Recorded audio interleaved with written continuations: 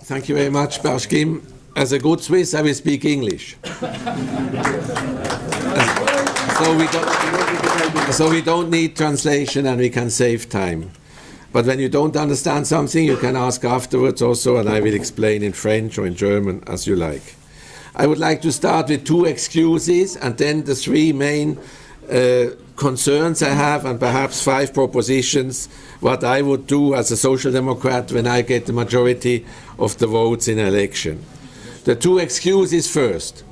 You know, I was about 40 times in the last 20 years in Macedonia, and I immediately understood that the Swiss do not know something very important. There is no part in the world anywhere else where the Swiss are so welcome like in the Albanian part of Macedonia.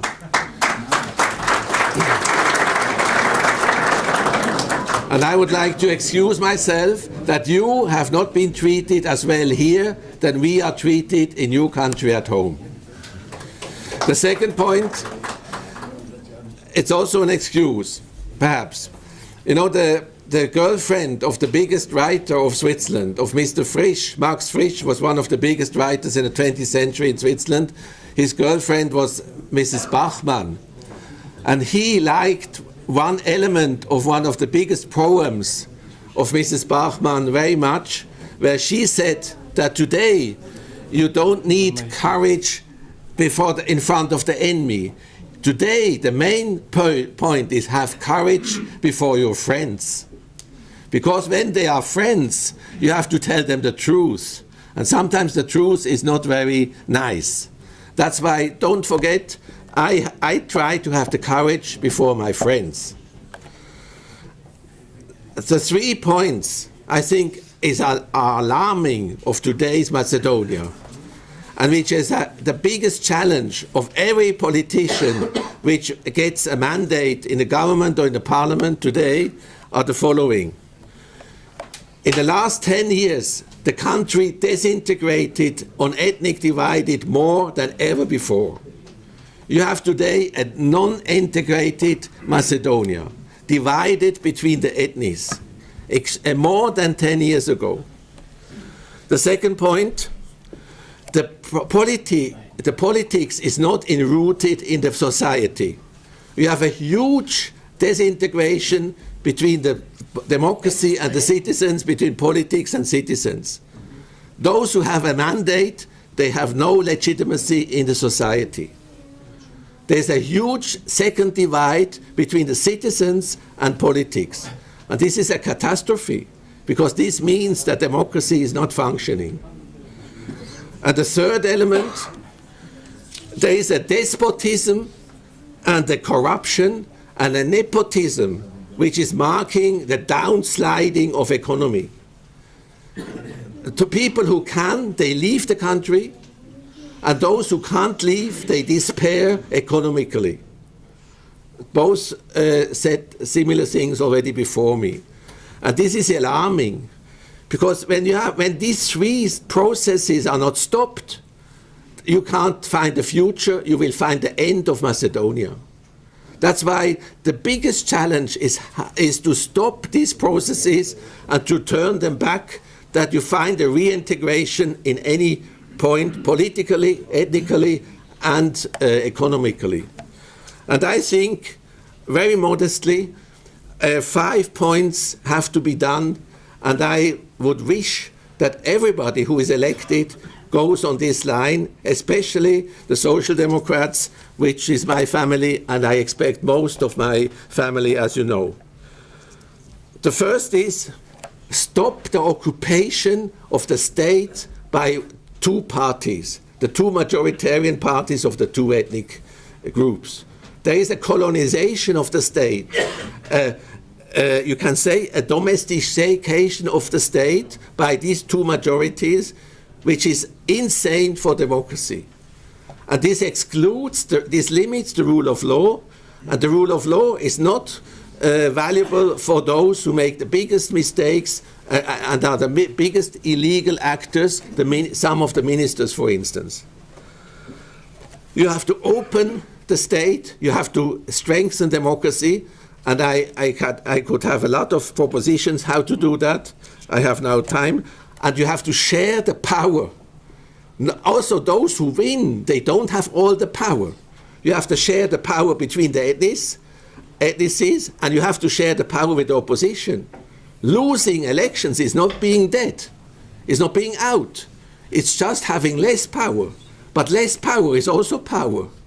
So sharing the power with everybody, this is the main point, and not taking everything for yourself or giving only to the other party who wants the majority of the other ethnic point, the rest.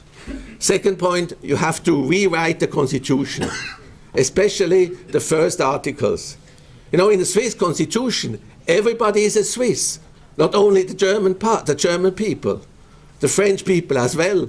And you have a sentence in the constitution that Macedonians are the Macedonians and Albanians are also Macedonians. This is a discrimination in the constitution which you will never overcome. And by the way, when you want to change this reality, you have to start by the language. The language is always an expression of the thinking and of the culture. Don't speak about Albanians and Macedonians. There are Slavic Macedonians, there are Albanian Macedonians, there are Turkish Macedonians, there are very different kind of Macedonians, but all are Macedonians. So don't say Macedonians are only the Slavic ones. The Albanian part is also Macedonian. So everybody speaks in the wrong way. You can't play handball when you want to play football. You can't speak like handball when you want to play football. When you have justice and integration, the language has to be like this, and the constitution also. And this would mean, when you want to change this, that both languages have to become official languages, and all the children in every part of the country has to be able to learn both languages. Because it's... You know that we have a very huge debate in Switzerland about French and German and English and Italian, but at the end of the day, everybody should be able to understand each other in their language. And when this is not changed, you can't integrate the country when they don't understand each other, because understanding is the basic point of integration. And that would also mean that everywhere, the street names, for instance, have two parts. Or even when only 5% speak in the other language, every street name has to have two languages at least. Some regions you could even say you need also Turkish, but we leave that alone.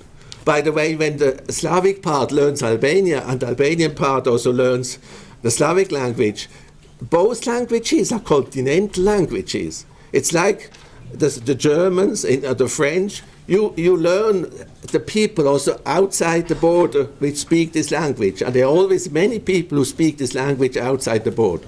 So it's also a contribution to the integration of the region, of the Balkans, overcoming the nationalism which is a heritage of the whole Balkans.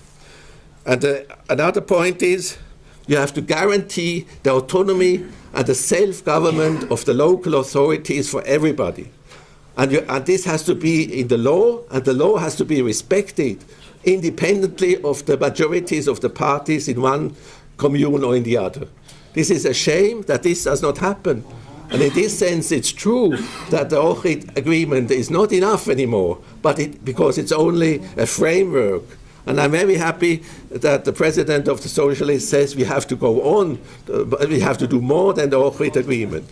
And we have to take this serious, because this is the condition. And the last 2 points, by the way, I apologize. When you respect equality, you need equality. When you want to realize equality, you have to have equality in the education. You have to invest that every children gets the education it needs, because the education is the condition for the economic development. And when you overcome the corruption, the nepotism in the state, and there is a free possibility for the economy to develop, then it will happen when you have educated the people. And the last point, the rule of law has to be respected by everybody. And the justice system has to be independent. Today it's not independent. It's a servant of the majority. And I hope when the Social Democrats get the majority, they don't want to be the judicial system to be their servant, like the former Social Democrats. Because I know too much about the history of all the parties in order just to believe that the change of the parties is changing also the system. This is not, in the past, this did not happen. And some of the socialists have a huge responsibility for the biggest wrongdoings. When I think about the murder of the President Tchaikovsky 11, 12 years ago. And that's why I hope that the new majority will make a difference, not only just in political affiliation, but in the structure, and go for equality, go for the rule of law, go for integration, and go for the recognition of the two parts which are both parts of Macedonia, and not only one which has by chance the majority of the people. Thank you very much.